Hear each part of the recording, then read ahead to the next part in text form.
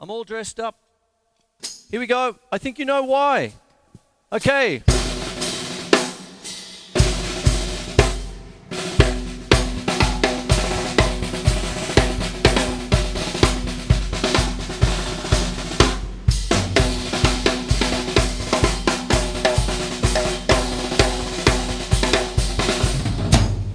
Hello, how are you? My name's Quinlan. This is Melbourne Musos Facebook Live on the 24th of April. And tomorrow is ANZAC Day.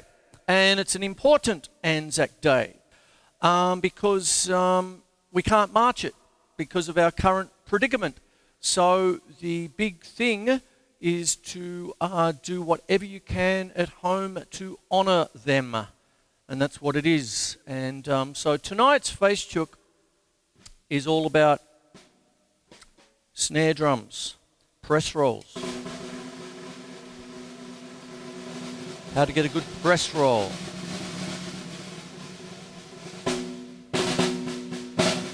the importance of rudiments and what they can give you and all that. So anyway, there we go. This is what the shoe is all about. Now, what happens is that whenever you start a drum lesson, like my dear old teacher, Harold Ripper, who I mentioned so much on the show, the lovable rogue, all that sort of stuff.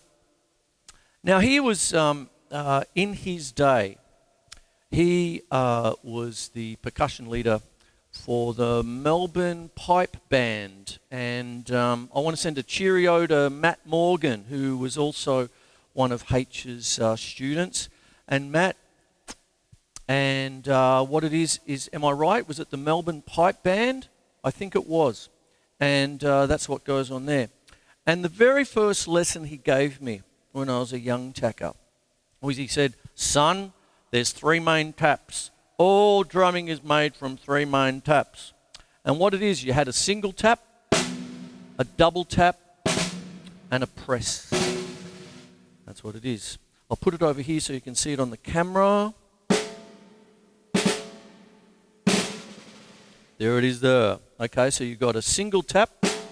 None of this stuff, or none of that. You've got to bounce the stick like a ball. Rather than hitting the drum, I'll do it up on the hi-hat.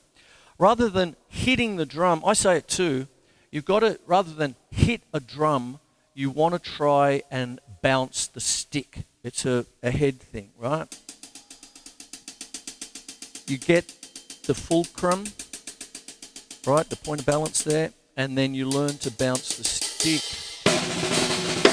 And so what happens is that you have single taps,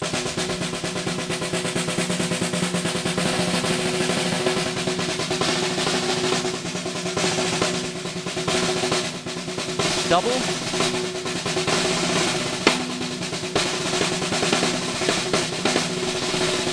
press. Now, what used to happen, I spent a whack of time with the dear City of Essendon Brass Band, with dear band leader Ron Ruth. And basically, what a band that was. There's a few stories there, of which I will probably tell.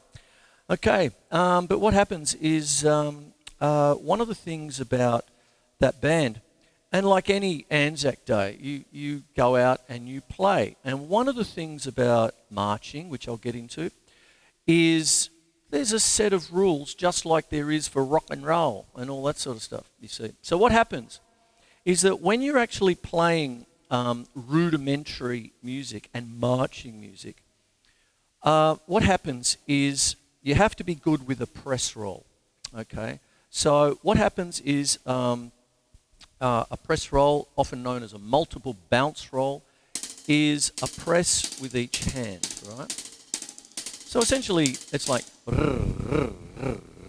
okay, so you get that kind of thing. So when you're first starting a press roll, you'll feel like the hills, like that, you see. So you get that. Keep it as loose as you like, that kind of thing there.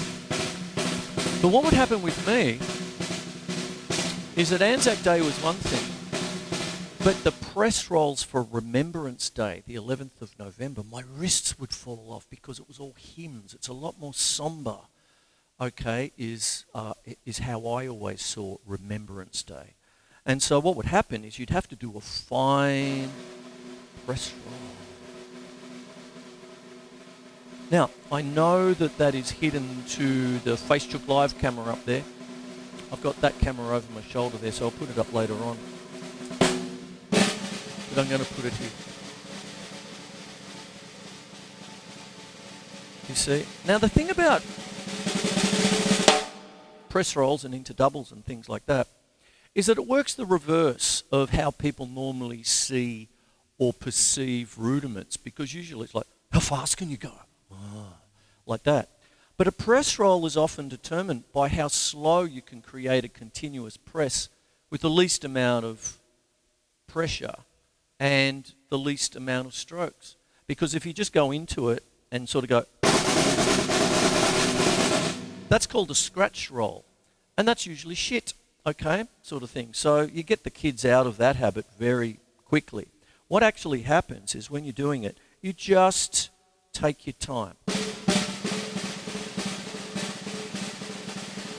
See what I'm doing there? I'm just trying to keep it smooth. It's actually not unlike the way that one would do brush strokes, you know. So there it is there. And then you eventually get it so that you connect it.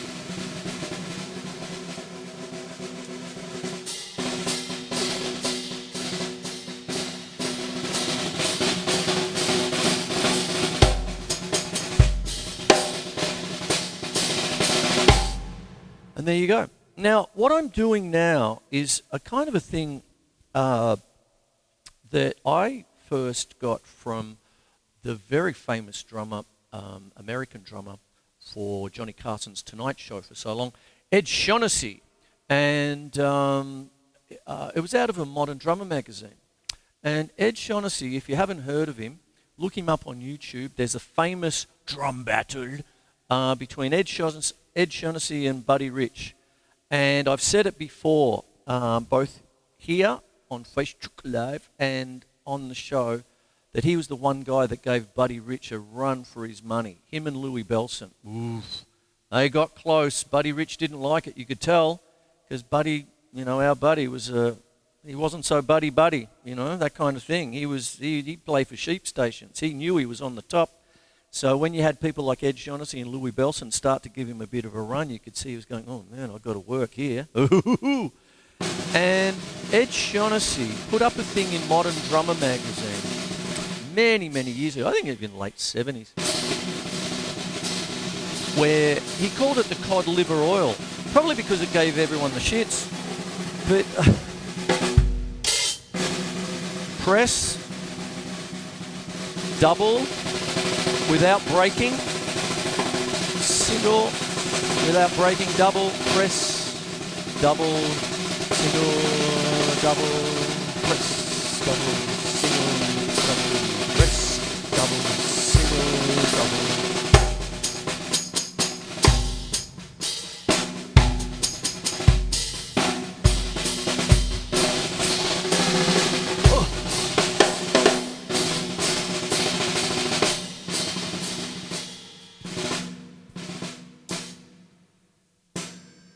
There you go. There it is. So I'll do it over here so you can see it. And on my second snare drum, used to be my main, but I've got a beautiful stainless steel. It's a bit lower, and I've got it tuned down a bit. So, but this is my beautiful DW Maple. Oh, the ping of destiny. Should have used that on St. Anger. Ah, Lars. I'm not bringing him up.